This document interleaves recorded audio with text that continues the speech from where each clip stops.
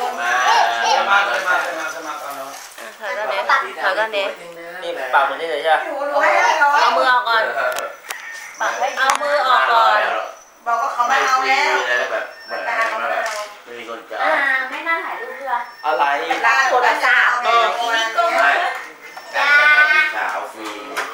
เข้าใจไหมบอกให้มีตัวนึงหรอแล้วพูดแล้วเราเนี่ยไม่พูดแล้ว4 ตัวนี่เราขายไม่รู้เขาแบบเราไม่พูดเลยฟรีอยู่แล้วคุยบอกแล้ว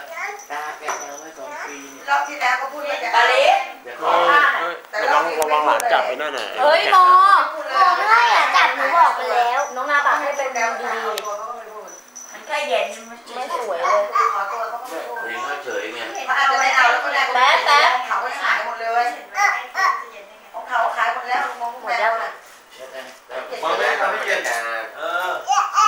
มันไม่ใกล้เช็คก็ไม่เย็นอันเนี้ยอุ้ยไปที่ไหนไม่ใช่ตามบรรยากาศแช่ก็เหมือนไอ้ควันนี่เฉยไอ้เหมือนแบบมิวสิกแบบไอ้ถ้าใส่น้ำไปเอาควันเอาน้ำใส่แบบมันจะขึ้นฟุตเป็นแช่ไปอยู่ไปแช่กับม้าก่อนแช่กับม้าก่อนเร็วจุดแล้วเสาแล้วก็ลมเปล่ามาแช่กับแม่มาจับมาแช่กับแม่ปิดไฟมองกล้องด้วยลูกมองกล้องด้วยไม่ต้องปิดไฟอ๋อแล้วแม่ติดมาติดเขาไปแช่แบบแล้วแช่เย็น